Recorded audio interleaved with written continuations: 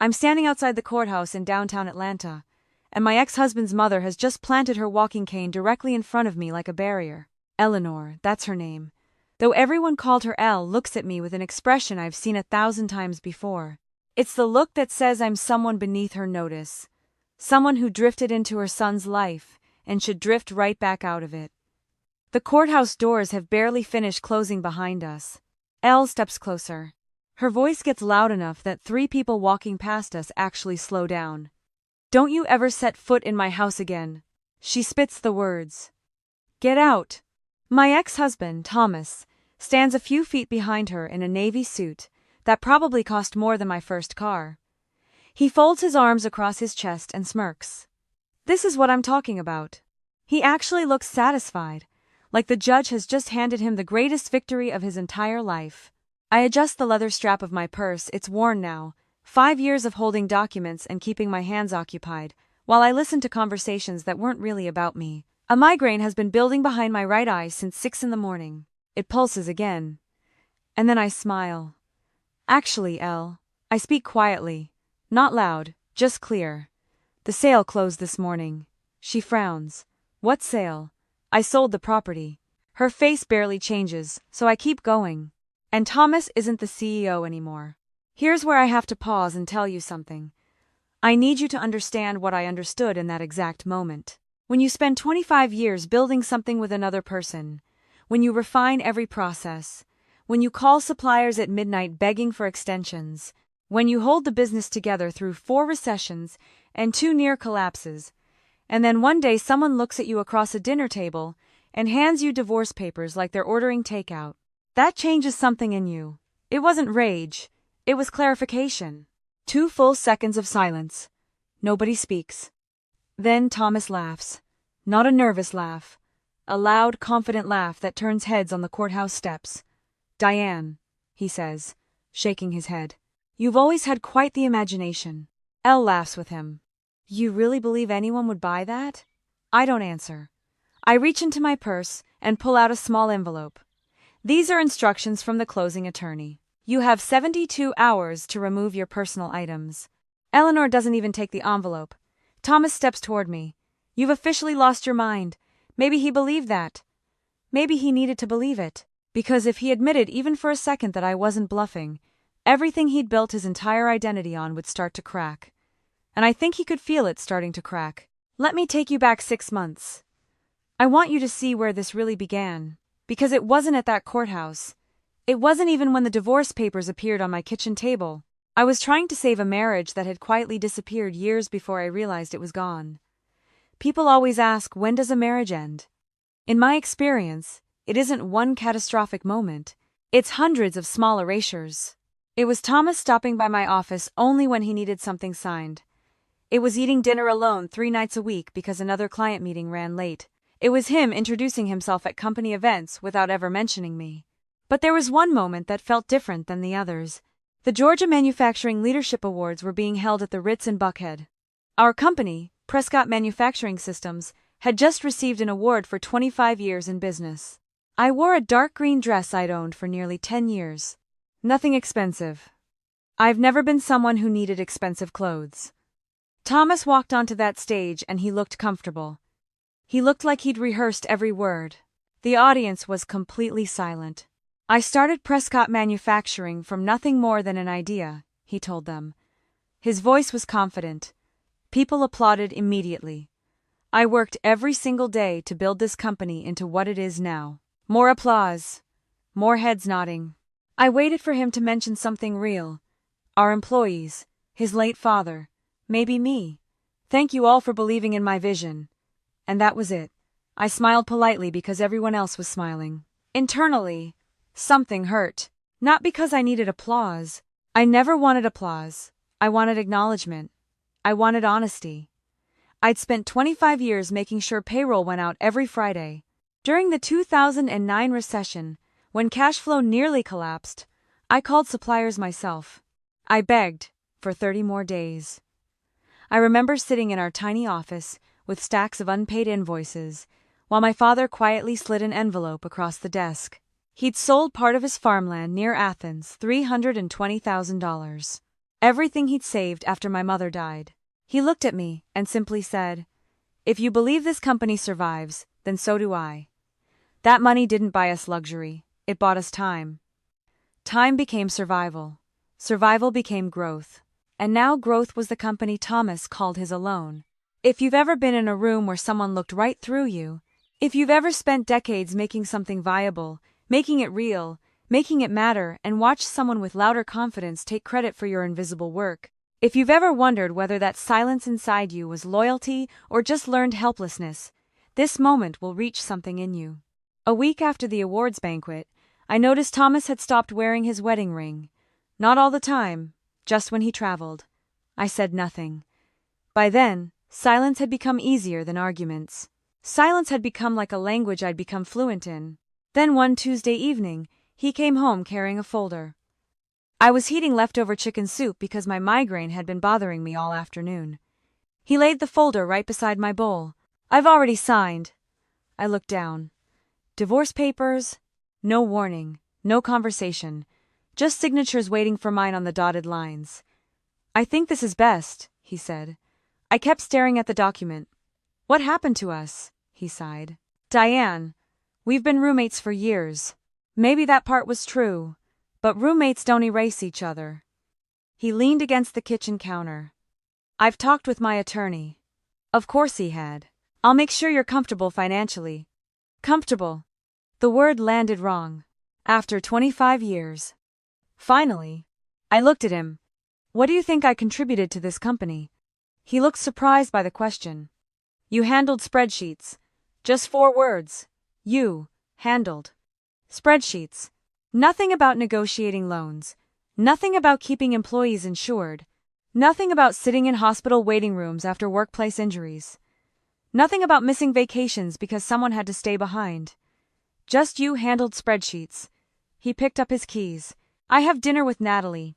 He didn't even say her name like it was a secret. He said it like it was obvious. When the front door closed, I sat there until the soup turned cold. I wasn't crying. Not yet.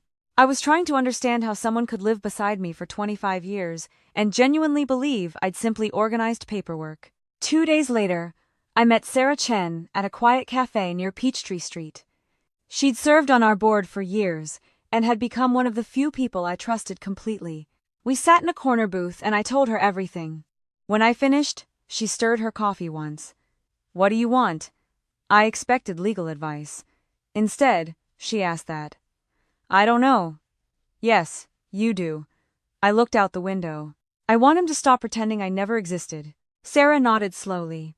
Then she asked something that caught me completely off guard. "Did you sign this year's voting proxy?" I blinked.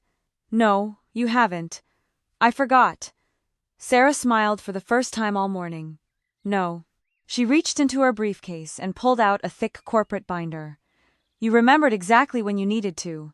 She opened it carefully and slid it across the table toward me. "Turn to page 32. I frowned. "What am I looking for?" Rachel folded her hands. "The reason Thomas may have made the biggest mistake of his entire career." I stared at page 32 for several seconds. The page wasn't dramatic. No bold headlines, no secret clause highlighted in yellow. Just a chart. Boxes, names, numbers. Corporate language I'd spent half my life reading. "I don't understand," I admitted. Sarah turned the binder toward herself and tapped the page with one finger. "You own 38% of the company's equity." "I know." But she pointed lower. "Your Class A preferred shares carry 5 votes each." I nodded slowly. I remember Dad insisting on that. So do I. Sarah leaned back. "Thomas remembers too." That surprised me. "I thought you were about to tell me he'd forgotten." She shook her head. "No, that would make this story too easy." She smiled faintly. "Thomas didn't forget. He got comfortable." That sentence stayed with me.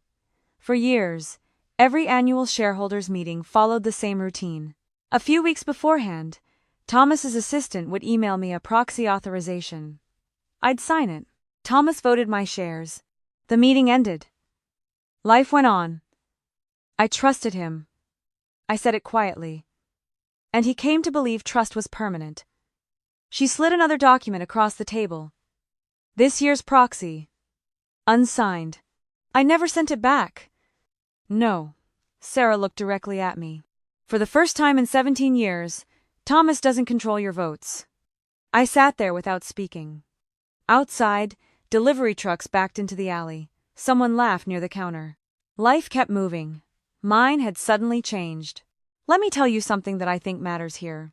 There's a moment in many people's lives, especially people in partnerships, especially people who've learned that advocating for themselves is somehow equivalent to being difficult, where you discover you had power all along. Not power given to you by someone else, power you simply never claimed. The weight of understanding that your silence was always optional, not mandatory, is almost heavier than the betrayal itself. Sarah continued gently.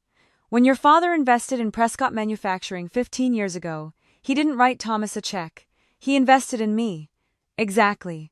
I smiled for the first time in weeks. Dad had never disliked Thomas. He simply believed business and marriage were two different things.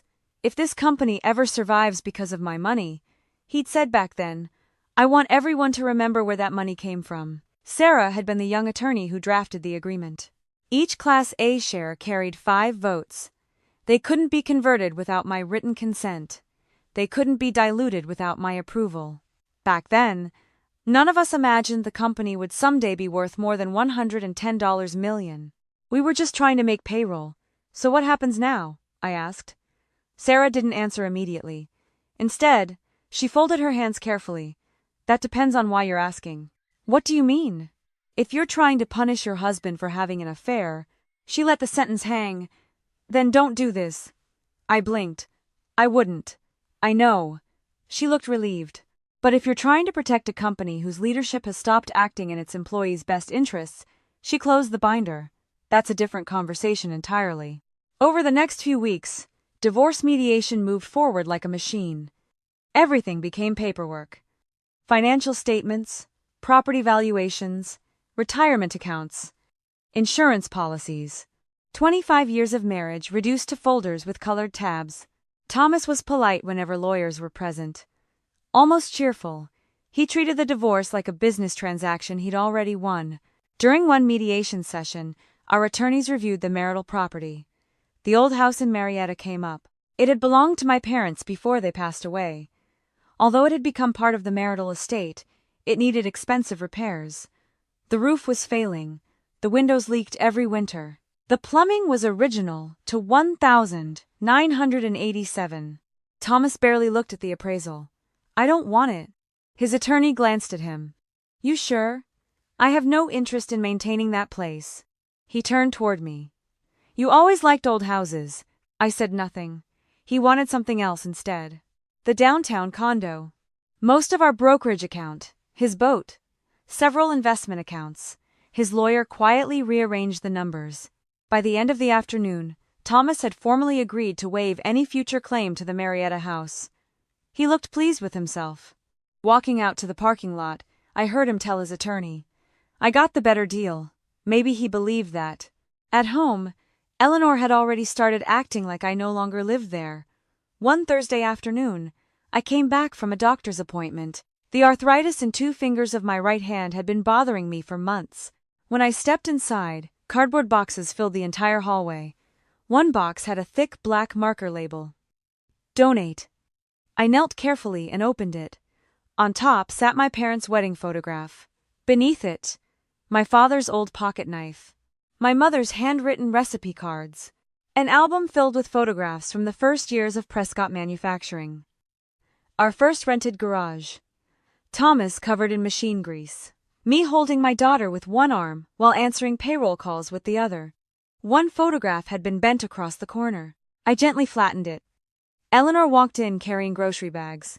Oh, she didn't sound embarrassed. I figured Thomas wouldn't want all that old clutter. I looked up. My parents are clutter? She sighed dramatically.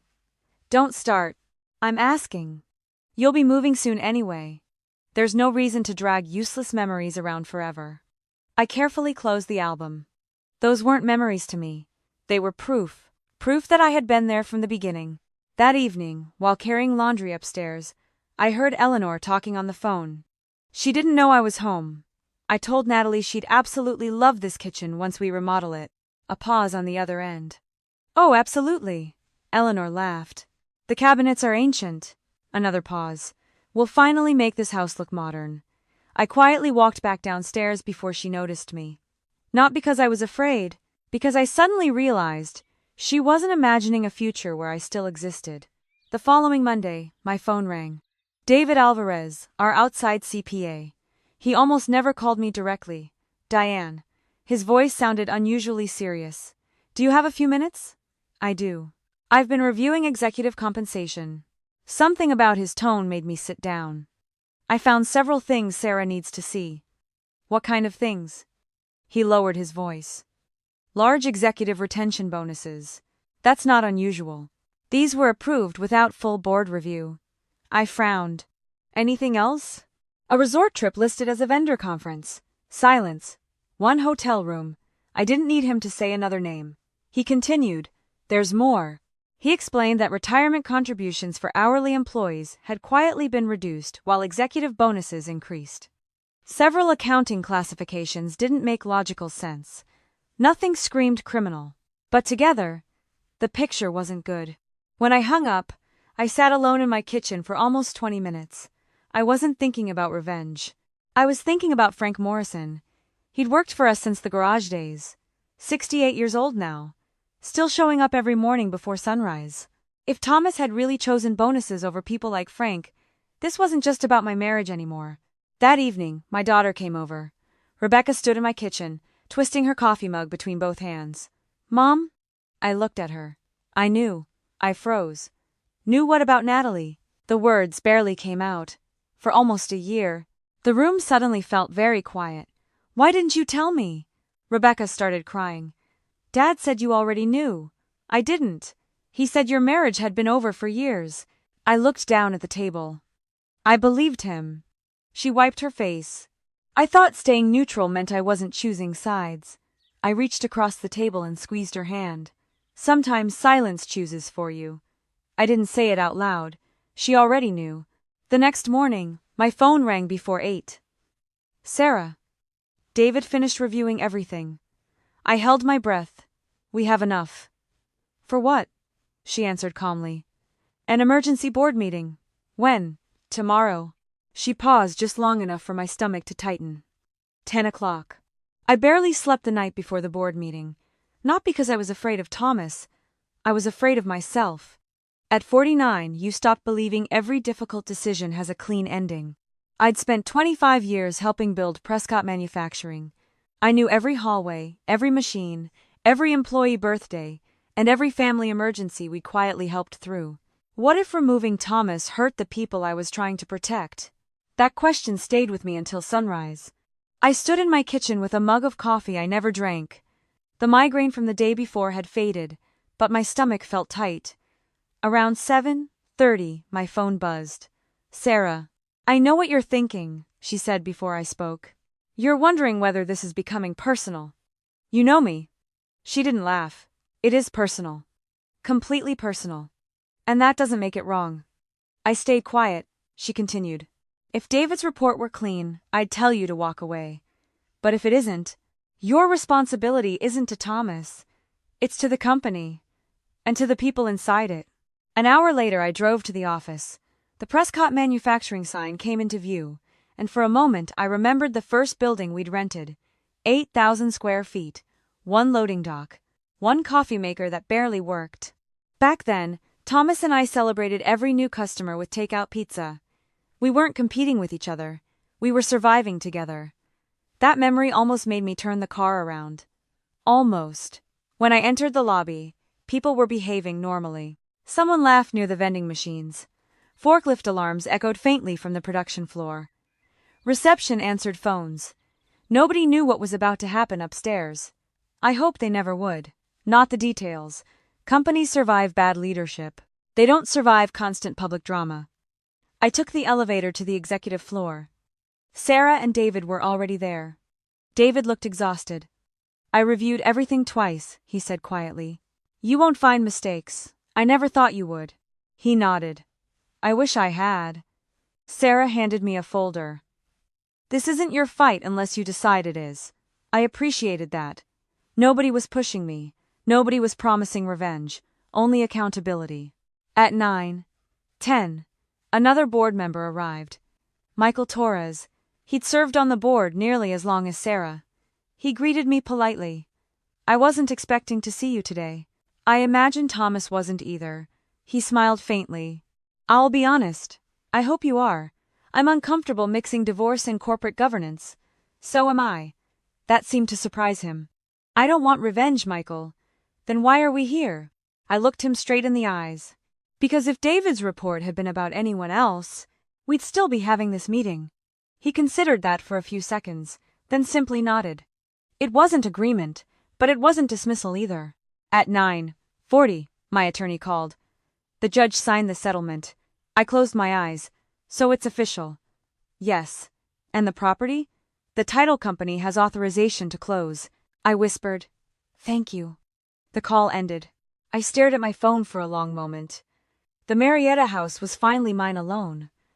Not because I'd tricked anyone. Because Thomas had chosen something else. During mediation, he'd insisted on keeping the downtown condominium, most of our brokerage account, and his boat. He'd called my parents' old house a money pit. He wanted liquidity. He wanted convenience. He'd laughed when his own attorney suggested thinking twice. She can have the old place, he'd said. Those had been his exact words. Now the closing attorney was waiting only for final confirmation. For the first time in months, I allowed myself one slow breath. At 9:55, my phone buzzed again. An email. Subject: Shareholder Proxy Authorization. I frowned. The sender was Thomas's executive assistant, routine. Professional. Exactly the same format I'd received every year. Please sign at your earliest convenience. I almost laughed. Not because it was funny, because habit is a powerful thing. For 17 years, I would have opened the attachment, signed it without reading, and sent it back. My hand actually reached for the mouse. Then I stopped. The date. Today's date. 10:00 board meeting. I immediately forwarded the email to Sarah. A few seconds later she replied, Thank you. Do not respond. That one email told the board something important. Thomas wasn't trying to steal my vote. He simply assumed he'd always have it. Sometimes arrogance doesn't announce itself. Sometimes it quietly expects yesterday to repeat forever. At exactly 10:00, Thomas walked into the boardroom. Same confident smile. Same expensive suit. Coffee in one hand. He looked around the room. Morning, everyone. Nobody answered immediately. He noticed me. His smile faded completely. What are you doing here? I was invited. He laughed once. This is a board meeting. Sarah closed the leather folder in front of her. It is. So why is Diane sitting here? Sarah answered calmly. Because she's a director and a voting shareholder. Thomas blinked. Fine. He shrugged. Let's get this over with. He sat at the opposite end of the table. Natalie wasn't inside.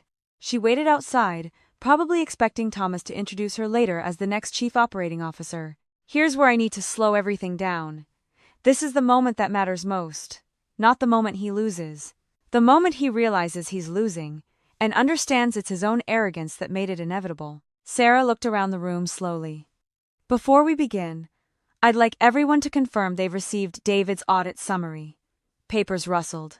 Everyone nodded. Thomas looked irritated. What audit? David slid a folder toward him. You'll want to read page 4. Thomas flipped through the first few pages. His expression changed. What is this? Sarah answered. Our agenda. He looked back down. Executive compensation. Conflict of interest. Travel reimbursement. Unauthorized bonus approvals. The room grew quiet. Even the air conditioners suddenly sounded louder. Thomas looked directly at me. This is because of the divorce. No. Sarah interrupted gently. This meeting is about corporate governance. Thomas leaned back. You've got to be kidding. Sarah remained completely calm. The evidence speaks for itself. David cleared his throat. Mr. Carter, the accounting records show executive retention bonuses approved without full board authorization. They were technically legal. Perhaps, David nodded, but they weren't properly disclosed. Thomas looked toward me again. You planned this. I met his eyes directly. I planned to tell the truth. His voice hardened. You're willing to destroy the company because I left you. The room disappeared. I saw us 25 years earlier, covered in machine grease, eating cold pizza on folding chairs, laughing because we'd finally landed our first big contract. Then I came back to the present. No, I spoke quietly. I'm trying to stop you from destroying the company we built. Not the company you built, the company we built. Nobody spoke. Rachel looked around the table. The board will now review the motion concerning executive leadership. She placed one final document in front of every director. Then she looked at me. I suddenly realized this wasn't the end of my marriage. It was the beginning of whatever came next. Nobody reached for a pen. Not right away. The silence inside the boardroom felt heavier than any argument I'd ever heard. Thomas looked from one face to another, searching for someone who would smile, crack a joke, tell him this was all some misunderstanding. Nobody did. Sarah adjusted her reading glasses. Mr. Carter, before the board considers any motion, you're entitled to respond to the findings. Thomas straightened in his chair. He slid David's report aside like it was nothing more than a restaurant menu. The relationship between Natalie and me is personal. He glanced at me before continuing. My marriage had already broken down. Sarah nodded once. The board isn't evaluating your marriage. Then why bring it up? Because the relationship wasn't disclosed while executive compensation decisions affecting Miss Green were being made. Thomas folded his arms. She earned every dollar. David opened another folder. No one is questioning her work performance. He pushed several documents toward the directors. We're questioning the approval process. Thomas looked at the papers but didn't touch them. David continued calmly. 3 retention bonuses were approved without full board review. He turned another page. The Aspen resort trip was categorized as vendor development. Another page. The receipts show no scheduled vendor meetings. Another. The hotel reservation lists 1 suite. Thomas's jaw tightened. You've been digging through my private life. Sarah answered before David could. No, we've been reviewing company records. That distinction mattered. This wasn't about catching a cheating husband. It was about whether the company's leadership had stopped respecting the rules everyone else followed. Thomas leaned forward. This company doubled in value under my leadership. Sarah nodded. It also belongs to its shareholders.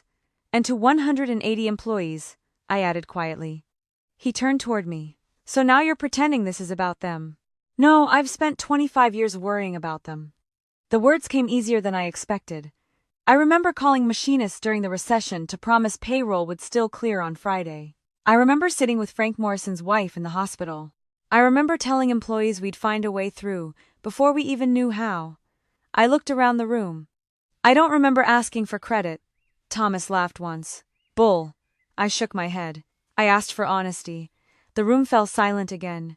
Sarah placed a printed resolution in front of every director. The first motion concerns Miss Natalie Green. The vote was quick.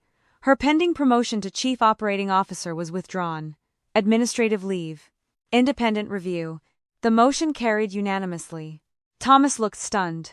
He'd expected disagreement. He'd found unity, Sarah continued. The second motion concerns Mr. Carter's position as Chief Executive Officer. She paused long enough for every director to look down at the resolution. The recommendation before the board is removal as CEO, effective immediately, and appointment of David Reynolds as Interim Chief Executive Officer pending a permanent search. Thomas stood up so quickly his chair rolled backward. This is insane, nobody answered. He looked directly at Michael Torres. You've known me 20 years. Michael sighed. I have, so vote no. Michael looked genuinely uncomfortable. I wish this weren't happening, so do I. But I can't ignore the governance issues. Thomas stared at him, then at another director, then another. Finally, he looked at me. This is your doing. Sarah spoke firmly. No, Thomas, this is the board's decision. She looked around the table. Please cast your votes. One by one, hands went up. Yes. Yes. Yes. Michael hesitated. For a moment, I thought he might save Thomas. Instead, he slowly raised his hand. Sarah counted quietly. The motion passes. She looked at Thomas. Effective immediately. You're removed as Chief Executive Officer of Prescott Manufacturing Systems. No applause. No dramatic music. Just silence. Thomas remained standing. His face had gone pale. You can't do this. Sarah folded the signed resolution. We already did. She slid the document toward me. As chair, I need one additional signature acknowledging the shareholder certification. My fingers ached as I picked up the pen. The arthritis in my right hand chose that exact moment to remind me it existed. I almost smiled. Life had a strange sense of timing. I signed. Not because I wanted revenge, because I wanted the record to be accurate. 25 years, reduced to one line of ink. A facilities manager knocked softly on the open door. He'd worked with us for nearly 15 years. His voice was almost apologetic. Mr. Carter, whenever you're ready, I'll help you collect your personal belongings. Not security officers. Not humiliation. Just a man doing his job. That somehow made it even sadder. Not an hour later, I walked out of the building alone. The summer air felt warmer than I'd expected. Instead of relief, I felt tired. Deeply tired. My phone rang. It was my attorney. Diane, everything all right? The closing is complete. I closed my eyes. So, it's official. Yes, Benjamin Foster now owns the Marietta property. I thanked him and ended the call. I sat inside my car for several minutes without starting the engine. I'd imagined this moment dozens of times. I thought I'd feel victorious. Instead, I missed my father. I wished he could have seen that the little house he'd loved so much would remain standing instead of being torn down. Benjamin had promised to restore it, not replace it. Dad would have liked that. I drove to Marietta because there was one last box of personal things I'd left behind. When I pulled onto the street, another SUV was already parked outside. Benjamin Foster stood talking with his realtor. They smiled politely when they saw me. Then another car stopped. Thomas. He climbed out without saying a word. A minute later, Eleanor opened the front door. She spotted me immediately. Her face hardened. She walked toward the front steps as quickly as her knees allowed. Then she planted her cane across the walkway. Don't ever set foot in my house again. Several neighbors glanced over. Eleanor didn't care. Get out. I took one slow breath. Actually, Eleanor, she folded her arms. The sale closed this morning. What? I sold the house. She looked at Thomas, then back at me. That's impossible. And Thomas isn't the CEO anymore. She looked toward her son. Thomas didn't answer. For the first time since I'd known him, he couldn't find any words. Benjamin quietly stepped forward. Mrs. Carter. Eleanor frowned. I'm Benjamin Foster. He held out a folder. I'm the new owner. She ignored the folder. This is my son's house. Benjamin didn't argue. He simply opened the paperwork to the final page. Mark's signature. The settlement agreement. The closing confirmation. Eleanor grabbed the papers. Her eyes moved from one page to another very slowly. Then she looked at Thomas. You signed this? Thomas rubbed the back of his neck. I didn't think no. She interrupted him. You didn't. Her voice cracked. For a second, she looked much older than 75. At that moment, a sheriff's deputy pulled up. One of the neighbors had called after hearing the shouting. The deputy listened patiently, reviewed the paperwork, then handed everything back. Ma'am, he said gently. The property legally changed ownership this morning. He wasn't rude. He wasn't dramatic. He simply explained that the court-approved agreement gave Eleanor 72 hours to remove her belongings. Nothing more, nothing less. Benjamin turned toward her. I've already arranged movers if you need help. Eleanor didn't answer. She was still staring at Thomas. I suddenly noticed 3 paint samples tucked under her arm. White, gray, cream. She had been planning a new kitchen. Benjamin smiled politely. For what it's worth, he pointed toward the old cabinets. I actually plan to restore those. For the first time all afternoon, I almost laughed. Not at Eleanor, at life. She'd spent months planning to remodel a house that was never going to be hers. I picked up my last cardboard box from the hallway. As I walked toward my car, Thomas followed me. Diane. I stopped. Please. His voice sounded different now. Not angry. Desperate. I need you to fix this. This the board. You still have influence. I looked at him for a long moment. I don't want your marriage back. I know. I want my job. I believed him. That hurt more than I expected. He still didn't understand what he'd actually lost. I can't help you. You could. I shook my head. No. He lowered his voice. I'm asking. So am I. For what? Respect. He looked away. I climbed into my car and drove away without looking back. 3 weeks later, an invitation arrived in my mailbox. Prescott Manufacturing Annual Employee Appreciation Banquet. I almost threw it away, until I noticed one handwritten note at the bottom. Please come. Sarah.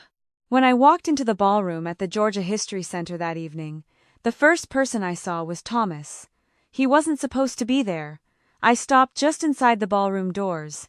The Georgia History Center had hosted Prescott Manufacturing's annual employee appreciation dinner for years. But this time, the room felt different. Round tables covered with white linen stretched across the ballroom. People who had worked beside me for decades stood talking over coffee and slices of pecan pie. Some had retired years ago, but still came every summer because in many ways the company had been their second family. Then I saw Thomas. He was standing alone near the back wall in a charcoal suit, not at the head table, not surrounded by executives, just standing there. For a moment, I considered turning around and leaving. I wasn't interested in another confrontation. Sarah spotted me before I could escape. She walked over, smiling warmly. I'm glad you came. I almost didn't. I figured. She glanced toward Thomas. He insisted on attending. You let him. He's still a shareholder. She lowered her voice. But tonight isn't about him. I nodded. I hope not. Sarah touched my arm gently. I have one favor to ask. What is it? Just stay until the end. I don't know if I can. You can. Her confidence reminded me of something my father used to say whenever I doubted myself. You don't have to enjoy doing the hard thing. You just have to do it. Dinner passed quietly. People stopped by my table to say hello. Most asked how I was doing. A few apologized for not reaching out during the divorce. I told them the truth. I wasn't ready to talk. Frank Morrison eventually sat down beside me. He looked older than the last time I'd seen him. His hair had turned almost completely white and he moved more slowly than he used to. But his smile hadn't changed. Good to see you, kid. He'd been calling me kid since I was 24. I've missed you. Frank. You look tired. I laughed softly. I am. You'll sleep better. I hope so. He nodded toward the stage. You're going to like tonight. I frowned. What do you mean? He only smiled. You'll see. After dessert, Sarah stepped onto the stage. The conversations gradually faded. She thanked everyone for another successful year before talking briefly about the company's history. This year marks 25 years since Prescott Manufacturing opened its first workshop. A large screen behind her lit up. An old photograph appeared. The garage. I hadn't seen that picture in years. There was Thomas, 28 years old, grinning beside our first used milling machine. Then another picture. Me sitting on a folding chair with a calculator. Invoices spread across a card table. The next one made me laugh through unexpected tears. Rebecca as a toddler, asleep in a cardboard box while I finished payroll. People around the room chuckled softly. Another picture. Dad standing proudly beside the first CNC machine we'd managed to buy with his investment. I felt my throat tighten. Rachel continued speaking. For many years, our company history recognized only one founder. She paused. That history was incomplete. The next slide appeared. A simple title. Founders. Thomas Carter. Diane Whitmore Carter. The room became very quiet. Sarah looked directly at me. Some people build companies by making sales. She looked around the ballroom. Others build companies by making sure every employee gets paid, every supplier gets called, every problem gets solved before anyone else notices. She smiled. Tonight we're correcting the record. I heard my chair scrape softly against the floor as someone stood. Then another.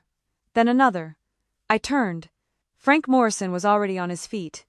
He wasn't clapping yet, he simply stood. Within seconds, nearly everyone else followed. The applause started slowly, then grew louder and louder. I looked around the room.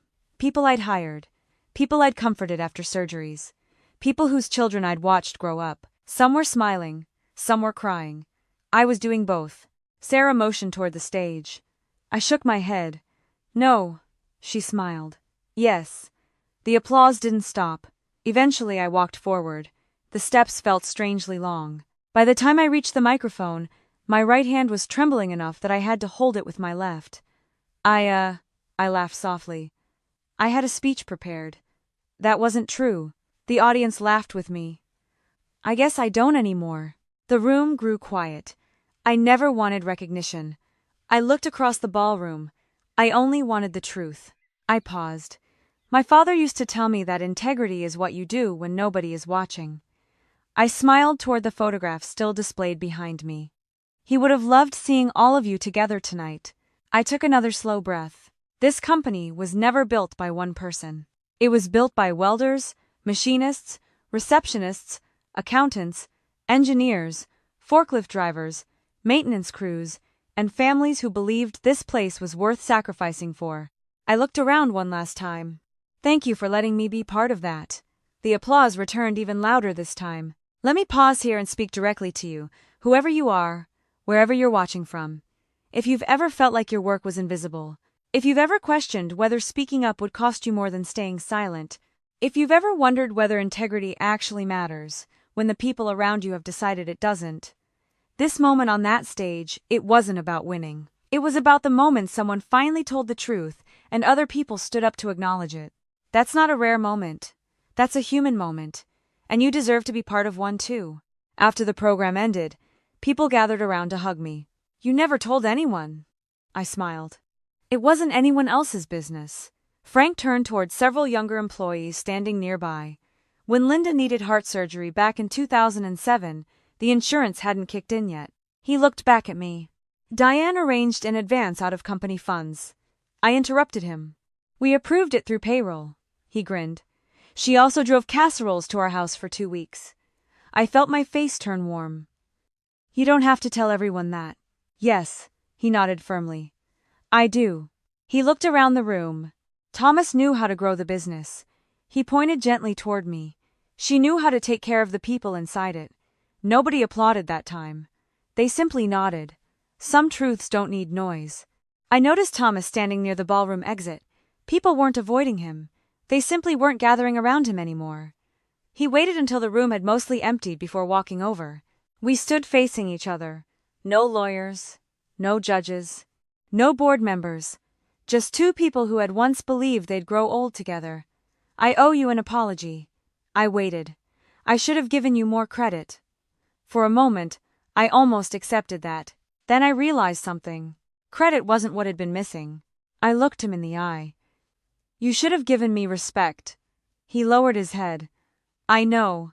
Neither of us spoke for several seconds. Finally, he asked quietly, do you think you'll ever forgive me? I thought about that carefully. I already have. He looked surprised. But forgiveness isn't permission to come back. He nodded slowly. I understand. Whether he truly did, I honestly couldn't say. Emily found me outside, overlooking the canal near the museum. She wrapped her arms around me without saying anything. After a while, she whispered, I'm proud of you. I kissed the top of her head. I'm proud of you too, she smiled. For what? For finally realizing you don't have to carry everyone else's arguments, she laughed. I'm still learning. So am I. Life became surprisingly ordinary after that. I bought a small ranch-style home in a quiet neighborhood just outside Atlanta. No stairs, a little garden. Enough room for Rebecca whenever she visited. I started consulting for smaller manufacturing companies a few days each month. Just enough to stay busy, not enough to lose my weekends again. Benjamin Foster occasionally sent photos as he restored my parents' old house. He kept the original hardwood floors, the front porch, even the kitchen cabinets Eleanor had wanted to replace. Dad would have smiled.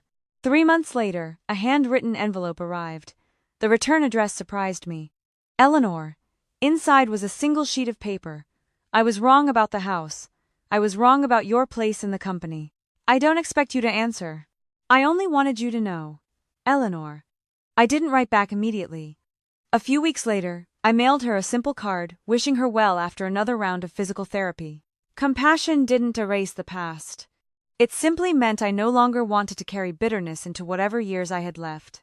Looking back now, people sometimes ask whether winning felt as satisfying as I'd imagined. The truth? Not exactly. Watching Thomas lose his title didn't heal me. Selling the house didn't heal me. Being recognized at the banquet didn't heal me.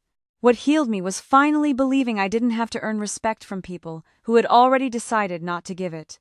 And that's the lesson I want to leave you with today. Growing older teaches you something success never can. Peace is worth protecting.